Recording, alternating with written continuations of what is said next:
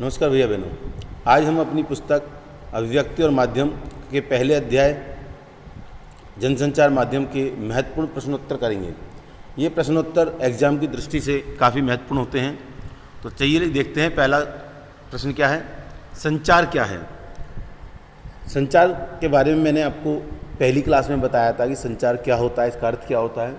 आइए आंसर में देखते हैं कि संचार शब्द की व्युत्पत्ति चर धातु से हुई है, जिसका अर्थ है चलना या एक स्थान से दूसरे स्थान तक पहुंचना।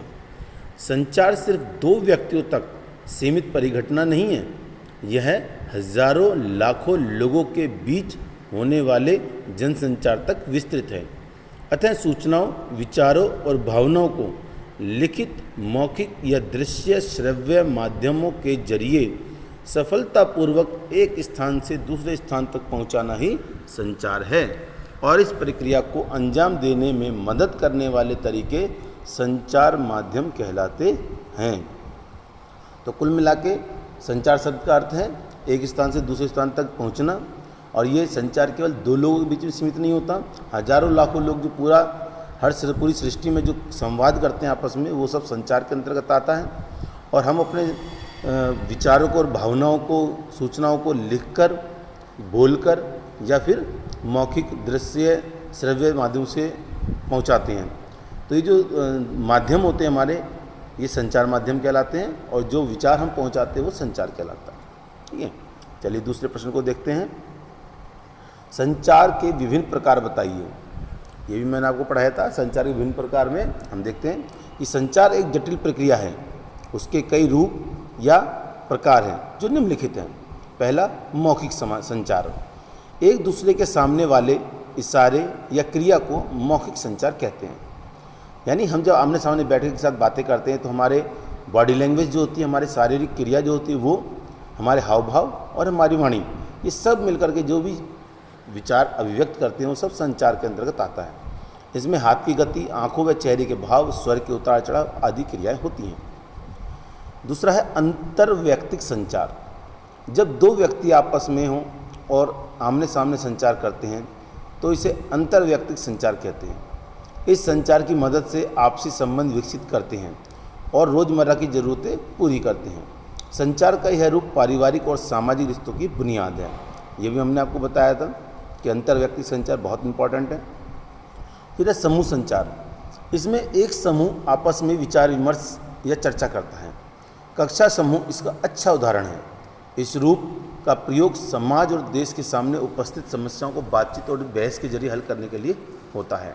कोई प्रॉब्लम आती है तो मिल बैठ के जब हम डिस्कशन करते हैं तो वो समूह संचार होता है। जनसंचार। जब व्यक्तियों के समूह के साथ संवाद किसी तकनीकी या यांत्रिक माध्यम के जरिए समाज के एक विशाल वर्ग से किया जाता है तो इसे जनसंचार कहते हैं।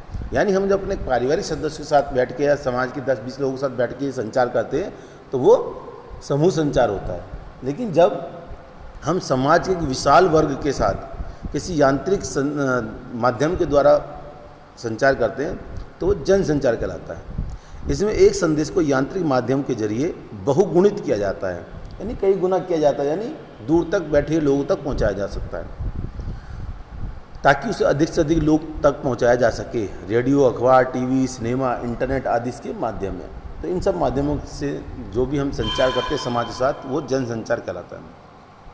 जनसंचार की विशेषताएं। जनसंचार की निम्नलिखित विशेषताएं हैं। जनसंचार माध्यमों के जरिए प्रकाशित या प्रसारित संदेशों की प्रकृति सार्वजनिक होती है। यानी जनसंचार में जितने भी संदेश दिए जाते हैं वो कैसे होते हैं, सार्वजनिक होते हैं, वो पर्सनल किसी का नहीं होता है। दूसरा पॉइंट इसका, जनसंचार के लिए औपचारिक संगठन होता है। ऐसे नहीं कोई भी समाज के एक वर्ग को इकट्ठा करके बताने लग जाएगा कुछ, उसके लिए एक संगठन होता है, वही कर सकता है ये काम। और इस माध्यम के लिए अनेक द्वारपाल होते हैं। द्वारपाल वह व्यक्ति या व्यक्तियों का समूह है जो जनसंचार माध्यमों से प्रकाशित या प्रसारित होने वाली सामग्री को नियंत्रित और निर्धारित करता है। जो हमने आपको गेट कीपर पढ़ाया था वो ये होते हैं द्वारपाल। इनका काम यह है कि जो सामग्री है जनसंचार की उसको चेक करना कि वो छपने लायक है या नहीं, या प्रसारित करने लायक है या नहीं, ये सारा काम करते हैं। नेक्स्ट क्वेश्चन है जनसंचार के कार्य। ये भी हमने आपको पढ़ाया था। जनसंचार के कार्य क्या होते हैं। सूचना देना, शिक्षित करना, मनोरंजन करना, एजेंडा तय करना, निगरानी करना और विचार विमर्श के मंच तैयार करना। यानी जनसंचार में हम लोगों को सूचनाएं भी मिलती हैं, उससे हम शिक्षित भी होते हैं। कई बार ये हमारा मनोरंजन करते हुए हमें शिक्षित करते हैं। कोई एजेंडा तय करना कि कोई निर्णय लेना है, तो जैसे अभी दिल्ली सरकार ने स्कूलों को खोलने ना खोलने के लिए जनता की राय मांगी थी और फिर फैसला किया। निगरानी करना, सरकार के हर कार्य पर निगरानी रखना कि वो सही है या गलत है, और किसी बात पर विचार विमर्श के लिए मंच तैयार करना।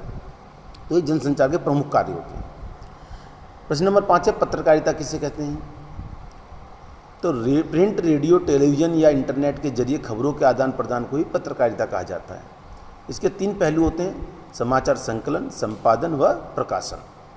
तो हमने आपको प्रिंट मीडिया में पढ़ाई थी दोनों ये चीज़ें पूरी, क्योंकि प्रिंट मीडिया के अंतर्गत हम केवल समाचार संकलन और संपादन को सम्मिलित करते हैं, और प्रकाशन जो है वो टेक्निकल डिपार्टमेंट का काम है, तो इसको इससे अलग रखते हैं, लेकिन ये पूरी एक प्रक्रिया है।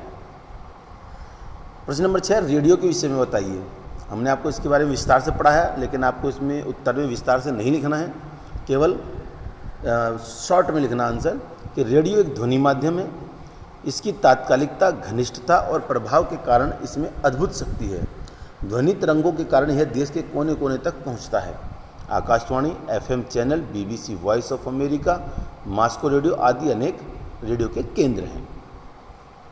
नेक्स्ट क्वेश्चन है, टेलीविज़न का वर्णन करें। यह भी हमने आपको बहुत विस्तार में पढ़ाया था, और इसको भी आंसर आप शॉर्ट में लिखेंगे कि टेलीविज़न जनसंचार का सर्वाधिक ताकतवर लोकप्रिय माध्यम है। इसमें शब्द, ध्वनि व दृश्य का मेल होता है, जिसके कारण इसकी विश्वसनीयता जो होती है वो कई गुना बढ़ जाती है। भारत में इसकी शुरुआत 15 सितंबर 1959 को हुई थी, और 1991 में खाड़ी युद्ध में दुनिया भर में युद्ध का सीधा प्रसारण किया गया था। इसके बाद सीधे प्रसारण का महत्व बढ़ गया, और आज भारत में 400 से अधिक चैनल प्रसारित हो रहे हैं। तो इतना ही आप लिखेंगे इसमें आंसर। नेक्स्ट क्वेश्चन है, इंटरनेट को जनसंचार का नया माध्यम कहा जाता है, क्यों? तो देखिए इसका उत्तर क्या होगा। इंटरनेट एक ऐसा माध्यम है जिसमें प्रिंट मीडिया, रेडियो, टेलीविज़न, किताब, सिनेमा, यहाँ तक कि पुस्तकालय के सारे गुण मौजूद हैं। इसकी रफ्तार, इसकी पहुंच का कोई जवाब नहीं। इसमें सारे माध्यमों का समागम है। यह एक अंतरक्रियात्मक माध्यम है, यानी आप इसमें मूक दर्शक नहीं हैं। इसमें आप बहस कर सकते हैं, ब्लॉग के जरिए अपनी बात कह सकते हैं। इसने विश्व को एक गांव में बदल दिया जिसमें सब एक दूसरे को जानते हैं। इसके बुरे प्रभाव भी हैं। इस पर अश्लील सामग्री भी बहुत अधिक है, जिससे समाज की नैतिकता को खतरा है। दूसरे, इसका दुरुपयोग अधिक है तथा सामाजिकता कम हो जाती है। तो ये सारे पॉइंट मैंने आपको पढ़ाए हैं, इसमें क्या क्या कमियाँ आती हैं और क्या क्या फ़ायदे इसके होते हैं। तो ये इंटरनेट एक नया मीडियम है, इसने हमारे लिए संचार की व्यवस्थाएं बहुत सारी खोल दी हैं, लेकिन इसकी कमियां भी हैं जो हमने आपको बताई हैं इसमें। और ये अंतिम प्रश्न है जो हम करेंगे इसमें कि जनसंचार माध्यमों के लाभ व हानि। तो हमने लाभ और हानि आपको सारी बताए हैं, तो आप इनको लिखेंगे कि लाभ ये है, यह हमारे दैनिक जीवन में शामिल हो गया है। धर्म से लेकर सेहत तक की जानकारी इसी से मिल रही है हमें। इससे मानव जीवन सरल, समर्थ व सक्रिय हो गया है। सूचनाओं व जानकारियों के कारण लोकतांत्रिक जो हमारी प्रक्रिया है उसको मजबूती मिली है, और सरकारी कामकाज पर निगरानी भी बढ़ती है। लेकिन हानि क्यों है? क्योंकि इसमें काल्पनिक जीवन को बढ़ावा दिया है। इससे पलायनवादी प्रवृत्ति बढ़ रही है, और समाज में अश्लीलता व असामाजिकता बढ़ रही है, और गलत मुद्दों को ज़बरदस्त प्रचार के जरिए सही ठहराया जाता है। इससे हम लोगों की जो सोच है वो प्रभावित होती है। तो भैया बहनों, ये क्वेश्चंस थे कुछ इंपॉर्टेंट जिन्हें आप अपनी कॉपी में करेंगे, और ये बहुत इंपॉर्टेंट क्वेश्चन है एग्जाम की दृष्टि से, तो आप इनको करें। नमस्कार।